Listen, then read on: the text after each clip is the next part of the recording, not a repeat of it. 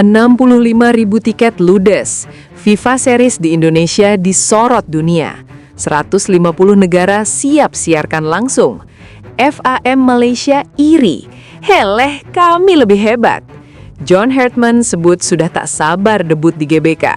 Netizen soroti 24 skuad final Timnas.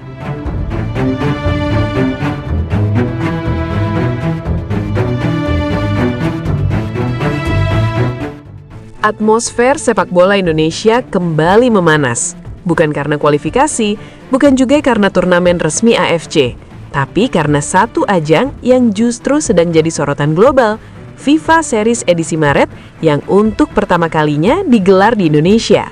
Dan gila sih, antusiasmenya benar-benar di luar ekspektasi.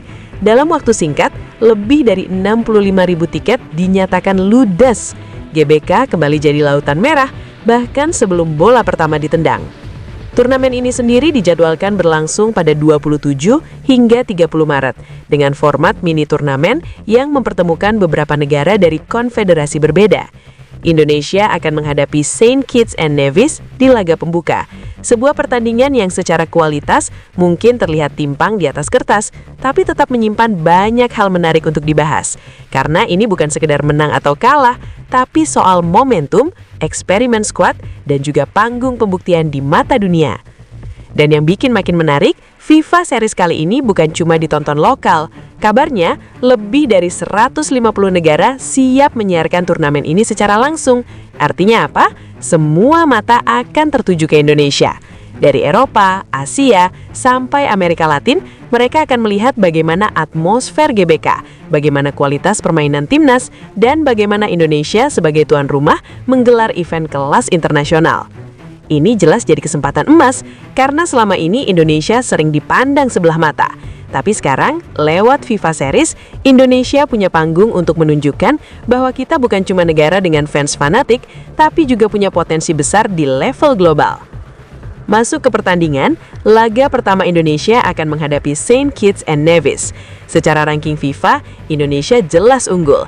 Tapi justru disinilah tantangannya. Karena tim seperti Saint Kitts biasanya bermain tanpa beban. Mereka datang sebagai underdog, dan itu sering kali berbahaya. Satu kesalahan kecil saja bisa jadi bumerang. Apalagi ini bukan laga biasa. Ini adalah debut resmi di turnamen FIFA Series dan tekanan bermain di depan puluhan ribu supporter sendiri tentu tidak ringan. Pemain harus bisa menjaga fokus, tidak terbawa euforia, dan tetap bermain disiplin. Yang menarik lagi, pelatih juga disebut akan melakukan beberapa rotasi. Dengan jadwal yang padat, kemungkinan besar tidak semua pemain inti akan langsung dimainkan sejak awal. Ini jadi kesempatan bagi pemain-pemain pelapis untuk unjuk gigi, dan dari sinilah biasanya kejutan muncul. Nama-nama dalam 24 skuad final juga jadi bahan pembicaraan panas di kalangan netizen. Ada yang dianggap layak, ada juga yang dipertanyakan. Tapi inilah sepak bola, selalu ada pro dan kontra. Yang jelas keputusan sudah dibuat, dan sekarang waktunya para pemain membuktikan bahwa mereka pantas mengenakan jersey timnas. Beberapa pemain muda juga disebut-sebut akan mendapat menit permainan. Ini jadi sinyal positif karena regenerasi memang sangat dibutuhkan. Indonesia tidak bisa terus bergantung pada nama-nama lama, harus ada wajah baru yang siap mengambil peran di masa depan. Di sisi lain, ada juga pemain senior yang tetap jadi tulang punggung tim. Kombinasi pengalaman dan energi muda inilah yang diharapkan bisa jadi kekuatan utama Indonesia di FIFA Series kali ini. Menariknya lagi, pelatih John Hartman secara terbuka menyatakan bahwa dirinya sudah tidak sabar untuk menjalani debut di GBK. Ia menyebut atmosfer sepak bola Indonesia sebagai salah satu terbaik di Asia. Dan buat pelatih asing, bermain di depan puluhan ribu supporter fanatik jelas jadi pengalaman yang spesial. Pernyataan ini bukan cuma formalitas. Banyak pelatih dan pemain asing sebelumnya juga mengakui bahwa GBK punya aura yang berbeda. Tekanan dari tribun bisa jadi energi tambahan bagi tim tuan rumah, tapi juga bisa jadi beban kalau tidak dikelola dengan baik. Makanya, laga melawan Saint Kitts nanti bukan cuma soal taktik, tapi juga soal mental.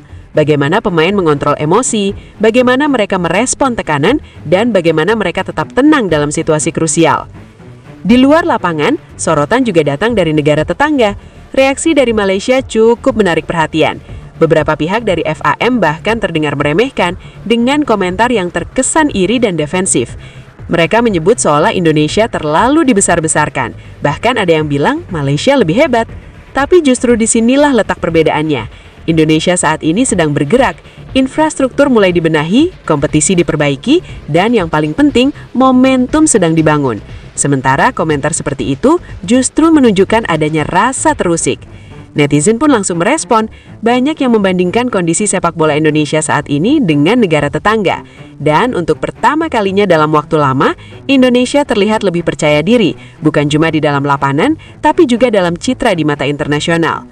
FIFA Series ini jadi semacam pembuktian bahwa Indonesia bisa jadi tuan rumah yang layak, bahwa Indonesia punya pasar besar, dan bahwa sepak bola di sini hidup, bukan sekedar formalitas.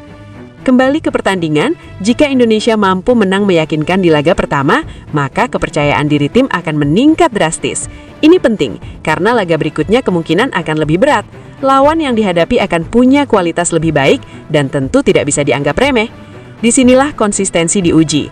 Banyak tim bisa tampil bagus di satu laga, tapi gagal mempertahankan performa di laga berikutnya. Indonesia harus bisa mematahkan pola itu, harus bisa menunjukkan bahwa mereka bukan tim yang hanya bagus sesaat. Selain itu, aspek finishing juga jadi perhatian.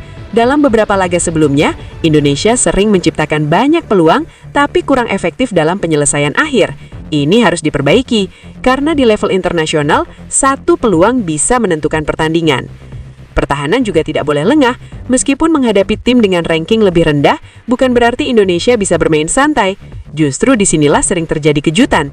Tim underdog biasanya mengandalkan serangan balik cepat, dan kalau tidak diantisipasi, bisa jadi masalah besar. Dukungan supporter tentu akan jadi faktor kunci. Dengan 65.000 penonton di stadion, atmosfer akan sangat luar biasa. Tapi sekali lagi, pemain harus bisa mengontrol emosi.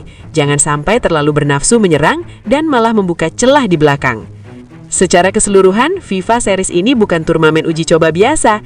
Ini adalah ajang pembuktian bagi pemain, bagi pelatih, dan juga bagi Indonesia sebagai tuan rumah. Dan dengan sorotan dari 150 negara, setiap detail akan diperhatikan. Dari kualitas permainan hingga bagaimana penonton mendukung timnya. Ini adalah panggung besar dan Indonesia punya kesempatan untuk mencuri perhatian dunia. Sekarang tinggal satu pertanyaan, apakah Indonesia siap? Karena kesempatan seperti ini tidak datang dua kali. Dan kalau dimanfaatkan dengan baik, ini bisa jadi titik awal kebangkitan sepak bola Indonesia di level internasional.